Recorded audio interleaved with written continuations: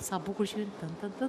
Kështu hyn bukur, po ajo që do vi në këtë tani, në këtë moment. Jo ka ardhur, është këtu për fandesh. Ka ardhur, po çfarë do vi parashikuesve? E di që të pëlqen ajo shije, se më pëlqen dhe mua, por parashikuesve tani do të vi një personalitet shumë i dashur për Studion Bardazi, Suela Koçibellin, mike e dashur, faleminderit shumë. Gjithë shka për ne, kemi shumë kënos, po qa do bëj, dhe pse kemi ftuar? Ajo do të alshoj zërin e saj në formën e një akuze, do thot një gjë që nuk i pëlqen.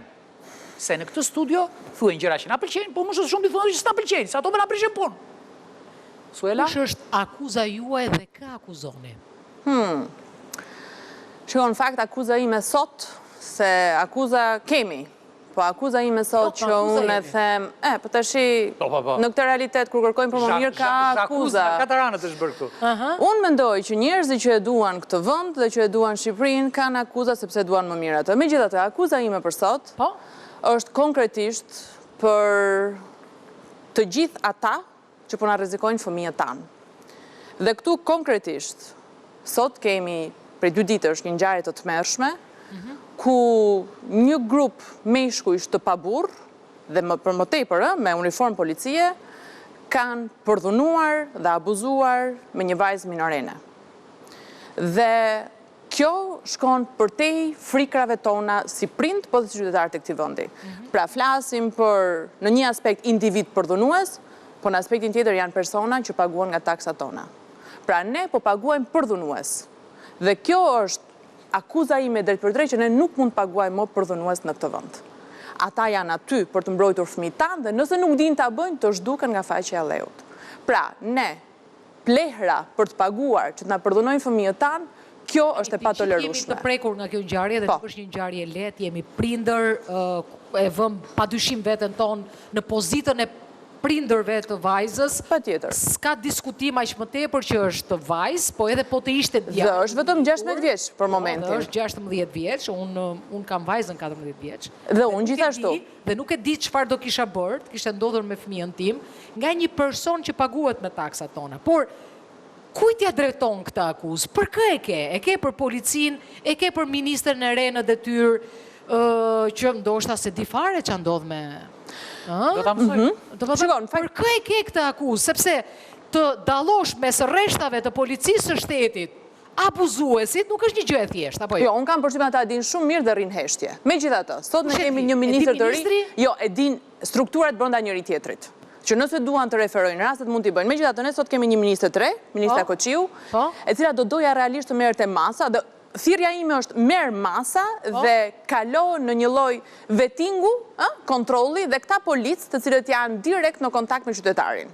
Dhe për më tepër kur bëhet fjalë për një lloj edukimi dhe ndërgjegjësimi që ka të bëjë me mbrojtjen e fëmijëve. Sepse mos harrojmë, ne kemi edhe sot shumë policë të cilët nëse një grua e dhunuar i shkon aty i thotë shkon në shtëpi se burri jot është dhe ka drejtë të rrafi. Dhe kjo nuk mund tolerohet më sot në rrugën e Shqipërisë për të bërë pjesë e Bashkimit Evropian. Pra jemi ende shumë larg për sa i përket atij që është. Unë realisht besoj që policia është personi që duhet na mbrojë fëmijën. Je shumë saktë. Pra nuk mund kemi frikë. Një njeri tani, të lutem, që e bën këtë gjë, më saktë ky polici, e njeh ky ligjin e karmës? Sikur ta njihte do ishte mirë. Pa ta kërcënojmë me ligjin e karmës, pa ta kërcënojmë njëherë me ligjin që kemi që nuk e mbron dhe kjo është minimumi i mundshëm, pastaj t'ia lëm karmës që t'i kthehet në kurriz kjo gjëja. Shiko, unë faktikisht nuk do doja askujt t'i kthesh në fëmijën e tij. Por dua ta bëj në 2 nivele. E para, akuza ime është drejt për drejt për institucionet. Nuk mund të rrezikojnë ato më fëmijët tonë. Institucionet kanë për detyrë që të garantojnë në Shqipëri sigurinë e jetës së fëmijëve tonë dhe mirëqenien e fëmijëve të fëmijëve tanë. Pra, duhet kemi një lloj kriteri që ka të bëjë me cilësinë e jetës së fëmijëve që në çfarë do lloj politike dhe këtu edhe tek punësimi i policëve të merret në konsiderat si ndikon kjo tek cilësia e fëmijëve. E para, e dyta, sikur ta kalojmë në nivel individual, sepse shpesh herë akuza është, po pse ju ja lini institucionit? Institucioni ka përgjegjësinë e tij. Kur kemi të bëjmë me një person të pambrojtur, të rrezikuar dhe vulnerabël që në këtë rast është fëmia, absolutisht përgjegjësia është e institucionit. Megjithatë e kthejmë në nivel individual. Kemi nevojë. Dhe këtu pastaj është edukimi si procesitor, po edhe ndërgjegjësimi jon si individ, që nuk mundet sot më të na ndodhi kaq rëndom që 4 burra mbi 40 vjeç secili të përdhunojnë një 13 vjeçare dhe këtë e kthejnë në sport. Përdhunojnë të gjithë qytetarinë, përdhunojnë të gjithë neve dhe kjo nuk mund tolerohet më. Tani, e dashur, pse e kanë bërë ata? E kanë bërë sepse ndjen të mbrojtur nga uniforma, e kanë bërë sepse kanë parë që e kanë bërë dhe shokët e tyre dhe s'u ka ndodhur gjë, e kanë bërë sepse janë sepse janë të orientuar dhe të formuar dhe nuk janë krijesat të edukuara siç duhet dhe për më tepër abuzojnë sepse mendojnë se ligji nuk i ka paskund. Pra të gjitha këto arsyet bashkë të themu. Çfarë duhet bëjmë ne? A do ishte dënimi me vdekje mjaftueshëm për të shkëmbyer dëmin e madh dhe vdekjen graduale që i kanë bërë kësaj vajze? Jo. Këtë e kam garantuar. Jo, për një sekond. E para që ne e diskutojmë pas pilafit të gjë. Pra, ne e diskutojmë pas i ndodh ngjarja. Po nuk po ndjej raste kur ne i dalim të keqes para. Por që janë mekanizmat? Pikërisht këtë po them. Pra, kemi nevojë që të kalojmë në një lloj site. Për shembull, bombën, shoqëria i ka sy të mbyllur. Por shoqëria s'ka sy fare, çai ka të mbyllur? S'ka sy. Do t'i hapim syt nëse fëmijët aty janë shkuandëm. Prandaj flasim ne me vonesë. Kështu që përsa kohë duhet të hapim syt. Pikërisht pra, funksionon që ne kemi institucion dhe unë kam akoma pritshmërinë se institucion. Po kjo pra është e gjitha. Kemi institucion i cili si funksionon institucioni? A funksionon nga ligjet? Kontrollohet, ndërtohet nga ligjet. Atëherë, në parim. Trëm ligji këta njerëz. Atëherë, unë mendoj, dhe kjo është po pra bindje dhe mendoj që kështu do të funksionoj, që ligji të trem kur ai zbatohet. Pra nëse ne shohim që ligji zbatohet, njerëzit edhe tremben. Kur shikojmë që ligji mbyllet një sy sepse është kushëriri i filanit, komshia i filanit, pastaj ka ndodhur që ligji nuk është më ai funksionali. Dhe këtu po prapë kthej, është në kurriz të atij që është i pambrojtur, në këtë rast është i fëmijëve. Kështu që nëse duam, unë besoj fort, dhe kjo është thirrja ime dhe akuza ime. Pra nëse duam, ne mund të kemi një kriter shumë të fort për sa i përket standardit të cilësisë, së sigurisë së jetës së fëmijëve tanë. Ke folur ti në forume në gjëra? Për këto gjëra? Sa herë kam mundur. Do e bëj prapë. A ka të tjerë që flasin? Jo shumë. Fatkeqësisht. Dakor, unë kam një gjë tjetër që prapë nuk e kuptoj. Po. Këto raste po shtohen. Tani, është rritur niveli ndërgjegjësimit në denoncim, apo janë shfazuar njerëzit kanë hëngur në gjë që nuk e din akoma, domethënë. Po, kush e di çfarë mishi kanë futur? Shiko, absolutisht, ka mundësi dhe kjo. Absolutisht. Një gjë edhin këtu, një sekondë, se një gjë edhin këtu që janë bërë të tërësit të tërbuar. Jo, ndërgjegjësimi është më i lartë sot. Domethënë, kërkesa për informacion është më e lartë. Si ishte rasti kësaj 16 vjeçare, domethënë? Rasti 16 vjeçares është absurd tjetër, sepse te rasti 16 vjeçares bëhej fjalë për një lloj presioni që bëhesh përmes një mediaje për të demonstruar videot. Pra videot intime qarkullonin mes 4 palë burrave dhe më shumë njerëzve, që unë burra si them dot, me thënë të drejtën, se tani e kemi shpërbërë dhe termin burr, por nuk janë të atill. Janë krijesa mbi dy këmbë që nuk meritojnë të jenë asnjëherës. Mund të jenë burrat. Dhe kishte shkuar niveli deri tek pika një televizioni privat tjetër për të bërë presione. Dhe ndoshta ai që ka bërë këtë për korrupsion apo për presion mendon që ndoshta se ka përdhunuar vetë vajzën, por është po prapë përdhunues. Tani unë ka bërë këtë lloj një pyetje që lind shpeshherë në njerëz dhe thon, donte vet. Jo. Një 16 vjeçare nuk don vet. Ja më vjen keq. Atëherë, nëse ka burra në këtë vend, që mendojnë se një 13 vjeçare, një 14 vjeçare i zhvishet lakuriq dhe kaq mjafton për të thënë që donte vet, e kanë gabim.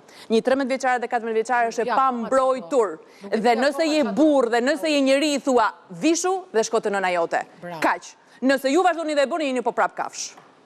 Dhe kjo nuk diskutohet. Pra këtu kemi të bëjmë me krijesa mashkullore të pa edukuara për të kuptuar se çfarë është seksualiteti i tyre dhe çfarë është respekti ndaj jam 100% me atë që thot. Jo, po nuk diskutohet kjo. Bashkohem me akuzën. Dhe për më tepër duhet ta kuptojnë këta burra që janë thjesht pedofil, asgjë më tepër. Tani unë nuk dua ta zgjas shumë këtë siç e vut re edhe tonet e humorit, megjithëse ky sezon është e dhimbshme. Ky sezon do ketë shumë humor, sepse ne kështu e konceptojmë emisionin ton.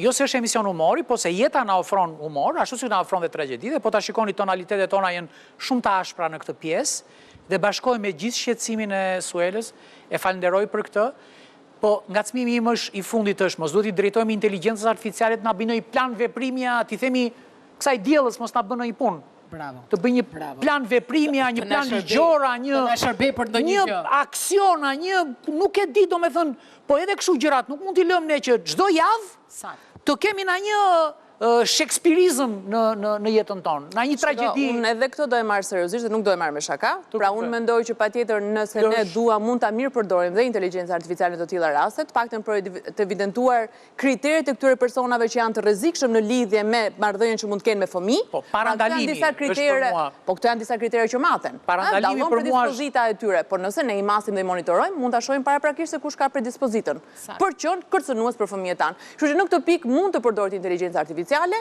le të punojnë kokat e këtij vendi dhe ata që e duan këtë vend, dhe këtë e bëj thirrje shumë të fortë. Le të punojnë ata që realisht e duan këtë vend dhe ata që duan fëmijët tanë dhe ne që duan fëmijët tanë për të bërë diçka.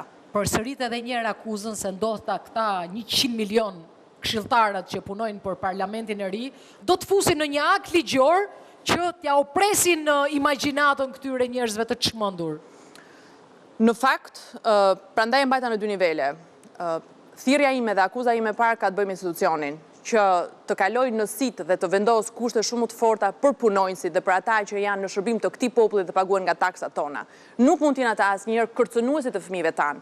E kanë për detyrë minimale të garantojë jetën e fëmijëve tanë dhe pastaj bashkërisht të përmirësojmë jetën e fëmijëve tanë. Kështu që këtu pastaj janë të gjithë këshilltarët që do doja të kishin reagim. Nga ana tjetër thirrja është individuale për gjithë ata që mendojnë se janë burra dhe se një 13 apo 14 vjeçare mund t'i dalë lakurisht përpara dhe mund ta përdhunojnë. Nuk është faji vajzës, ajo është e vogël dhe ju e keni për detyrë, nëse jeni të rritur siç duhet, të kërkoni ndihmë dhe se kuptoni, për ndryshe, nëse ju e prekni ato me dorë jeni po prapë përdhunues dhe pedofil. Okej.